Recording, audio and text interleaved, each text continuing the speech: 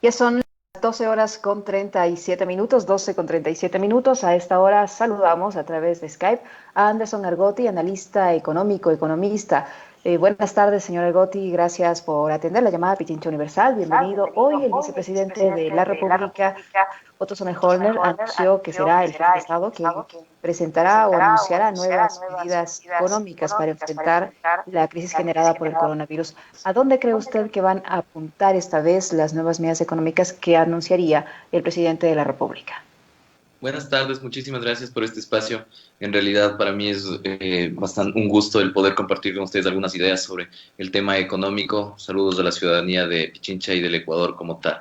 En realidad el día de hoy el vicepresidente ha hecho este anuncio. Se espera un anuncio por parte del presidente en horas de la noche. Justamente estamos a la expectativa. ¿Por qué? Porque el primer anuncio de medidas económicas que se realizó días atrás tenían un enfoque fundamental, que era la protección a la empresa, a los grandes empresarios como tal, más allá de aportar justamente a la solución de los problemas de la clase media y sobre todo del pequeño empresario, que es el que más se ha visto afectado durante estos días, ya esta más de semana, 10 días aproximadamente, en que prácticamente la actividad económica se ha visto detenida a nivel nacional. Ahora, el vicepresidente no ha descartado que esta vez se pida a los que más tienen que hagan un esfuerzo adicional para que contribuyan de manera solidaria en esta crisis.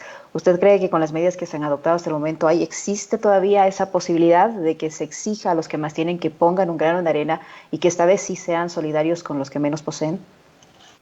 Aún la esperanza es lo último que se pierde, ¿no? Esperamos esta vez que en realidad sean unas medidas directas hacia ciertos sectores, sobre todo los grupos financieros, que son los que más se han visto favorecidos en los últimos años y que es donde se puede realizar una aportación mayor con respecto a las necesidades que está teniendo la clase media y la clase baja de nuestro país. Pensemos en los grandes grupos empresariales fundamentalmente, qué es lo que han hecho y cuántos beneficios han recibido desde el inicio de este gobierno. Entonces, esta situación es el momento en realidad para que de alguna manera se vaya equilibrando lo que hemos venido viviendo y se vea una ayuda real. Y esta ayuda real, ¿qué significa? Significa, por una parte, garantizar un empleo justo, significa también la posibilidad de que el trabajador que ahora está haciendo teletrabajo no pierda sus condiciones laborales, ¿sí? Porque se habla, por ejemplo, de tal vez retrasar el pago de utilidades.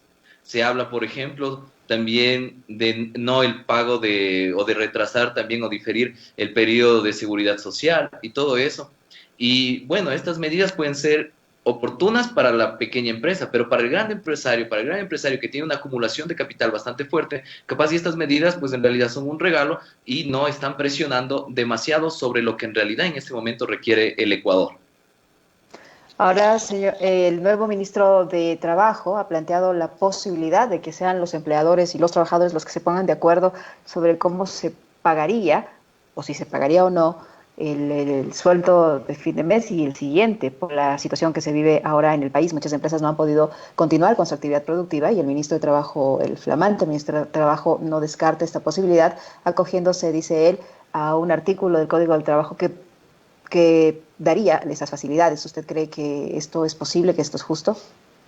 Yo he estado revisando los trabajos de algunos analistas económicos y de algunos economistas serios de acá del país y la mayoría de ellos, y yo también coincido en que en realidad las grandes empresas sí están en capacidad de asumir el sueldo o los salarios de los trabajadores durante el mes de marzo y el mes de abril, fundamentalmente por su monto de ventas, por su capacidad como grandes empresas y demás. Entonces, por ahí esta medida podría ser, como digo, posible o beneficiosa para la pequeña empresa como tal, más no para la gran empresa, porque la empresa tiene la capacidad y tiene el músculo también para poder sostener esta situación. Ahora, por otra parte, el ponerse de acuerdo empleador, empleado, aquí hay una relación de asimetría bastante grande, ¿sí? Estamos jugando con la necesidad de la gente y en este momento lo que más necesita la gente es su trabajo y recursos. ¿Y esto qué significa? Que si a usted le dicen, ok, no le voy a poder pagar ahora su sueldo completo o estos 2 meses no le voy a poder pagar, o es más,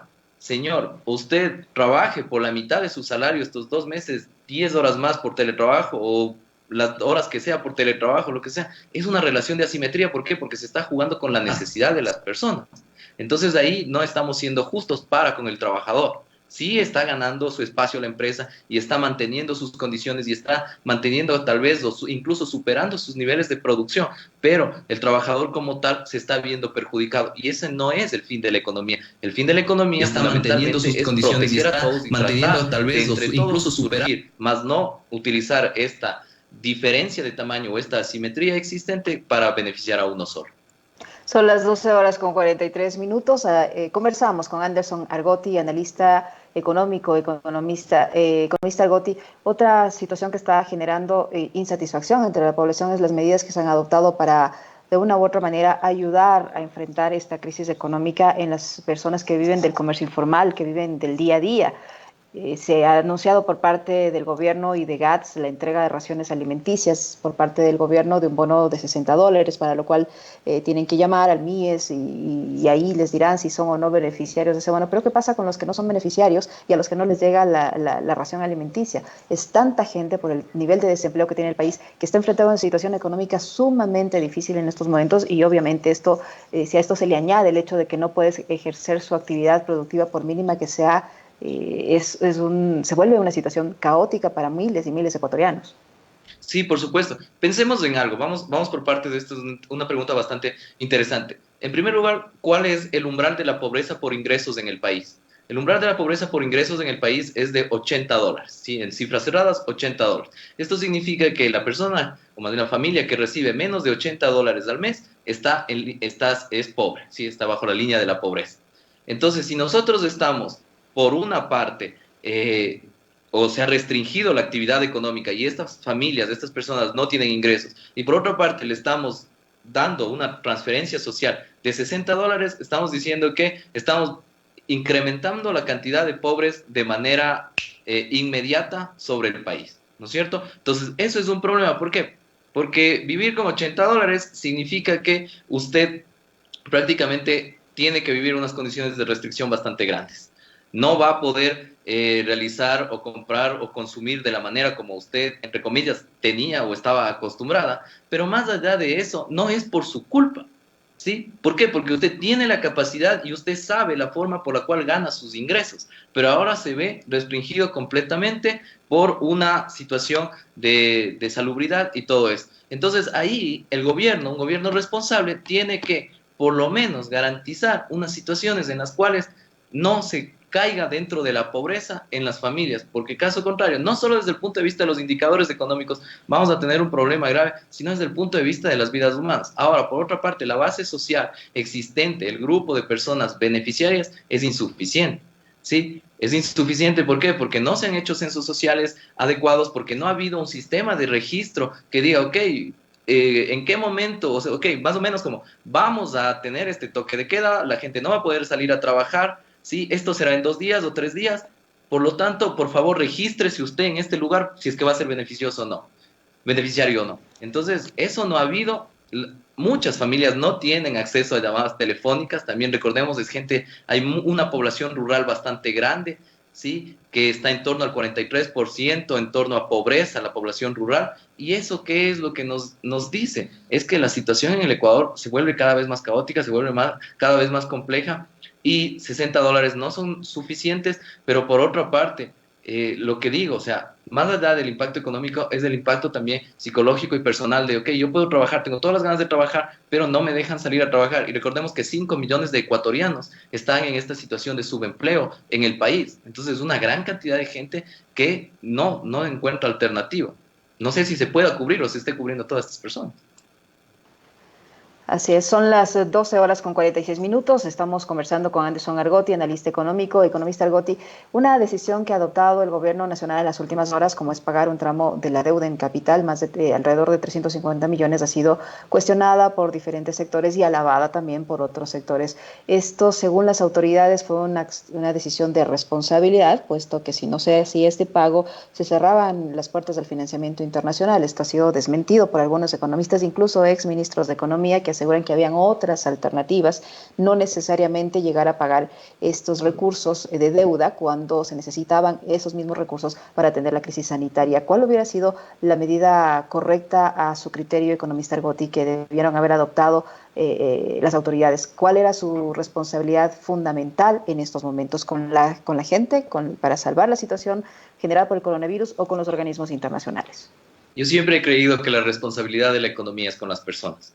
Es lo que siempre he tratado de transmitir y me mantengo sobre esa línea de pensamiento. Recordemos nosotros que estamos en una situación de emergencia decretada por el presidente de la República. Eso significa que todos los recursos del Estado se deben utilizar para combatir la emergencia, para garantizar las condiciones de salud, en este caso, de la población ecuatoriana, no para garantizar el pago de deuda que incluso organismos internacionales como el Fondo Monetario Internacional, el Banco Mundial y demás, recomiendan el no pago en estas circunstancias, en estos momentos. ¿Por qué? Porque se tiene que atender situaciones prioritarias. ¿Qué es lo que hicimos nosotros como Estado? Utilizamos 1/3 de la liquidez del país para atender servicio de deuda. Y esto básicamente lo que hace es perjudicar a los ciudadanos ecuatorianos. Se dice, ¿no?, que efectivamente que es necesario o que era necesario porque con esto vamos a recibir 2.000 millones de deuda que ya estaban garantizados. Si ya estaban garantizados, no necesitábamos hacer ese pago. En realidad lo que estamos haciendo es dejando de utilizar 324 millones,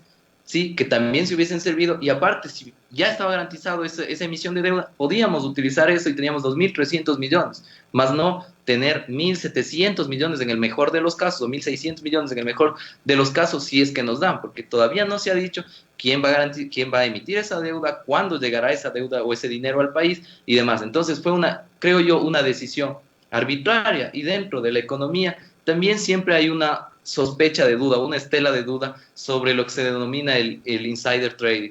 ¿Esto qué significa? La utilización de información privilegiada para beneficiar a unos cuantos. Piensen ustedes el contexto en el cual se desarrolla este pago de deuda. Un país con un riesgo país de 6.000 puntos aproximadamente. ¿Eso qué significaba? Que los bonos ecuatorianos en el mercado costaban un 30% de su valor nominal.